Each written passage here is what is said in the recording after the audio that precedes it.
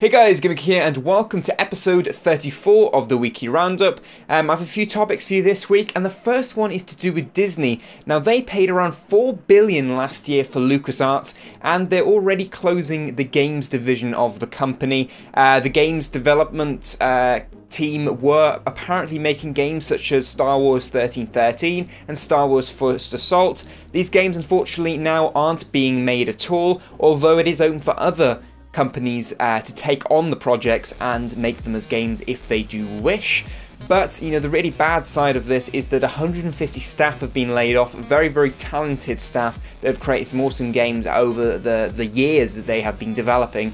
Hopefully, you know, game companies out there pick them up and make good use of them, and possibly, you know, there's 150 people there. They could actually create their own development team like people have done in past times, and maybe create the games themselves, you know, because they're already working on it. Finish off the games that they were creating under their own in-house development team. Who knows? Treyarch have announced a new DLC map pack called Uprising, which features 4 new multiplayer maps and 1 new zombies map. Now, I will have to read these 4 multiplayer maps, but they are as follows: Encore, Vertigo, Magma, and Studio. They look absolutely awesome. Of course, Studio is a remake of a previous Black Ops 1 map, which was a big favourite, so check that out. Look at the trailer in the description down below. And, of course, the new Zombies map, which is called Mob of the Dead and features classic mob characters and is set in Alcatraz. So those are absolutely awesome. They'll be priced at around 1,400 Microsoft points, or about £10.28 or $15. These are rough calculations yet, as it is only out first on April the 16th for Xbox Live and will be out around a month later for PS3 users and PC. Recently, some sources have been coming out backing up the rumours about the always-on next-generation Xbox. Always on, for you guys that don't know, would mean that the console would constantly be connected to the internet in order to check that you own the rights to that game and constantly receive updates. So if your internet went down, you couldn't play a game. Doesn't matter if that game is single player or multiplayer, you'd always have to be online in order to play that game. That also includes if their servers ever went down. It is possible. Some major companies in the past couple of years have gone down because of hackers, or just because of the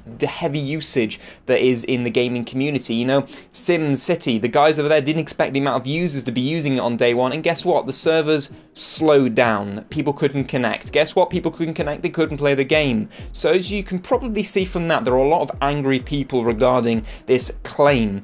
And people have been saying, you know, that, well, the same reasons I've been giving you. You know, I want to play my game single player. Why should I have to? There are people out on Navy ships, you know, people in the military that play games when they get back in, you know, in their chill out time after being out there on the battlefield. You know, the last thing they want is to not be able to play a game because they have to connect to the internet. Guess what? If you're out there in the middle of nowhere, you're not going to have internet connection. There are people, you know, 40% I think of Americans don't have high-speed internet. That's a big, big percentage. And why should you not be able to play games because of this? So a lot of people are saying they're going to be moving over to the PlayStation 4 because Sony recently said that their console will be available offline. You can play single-player games. They said, why should we want to force all this social aspect onto people that may not want it? So, you know, Sony are doing things right in the minute. Obviously, this is all rumours.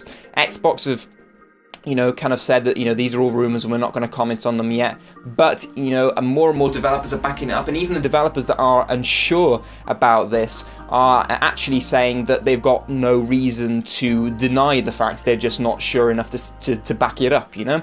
So, who knows, but it is most likely going to be a software on the operating system end of the console that determines the fact that you can't play this game online, and not in the development code. So it's nothing to do with the developers. It is literally Microsoft's end that will stop those games from playing when you're not connected to the internet. Let me know any comments on this and thoughts, of course, in the comment section down below.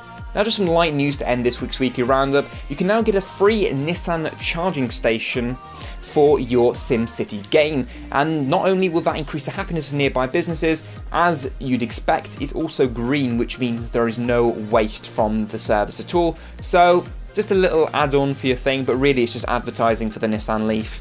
Who would have guessed it? But there we are, you can pick it up for free in the SimCity store. Thank you guys for watching this week's Weekly Roundup. If you did enjoy it, don't forget to hit that like button down below. Subscribe if you are new. But, as always, drink tea and game on.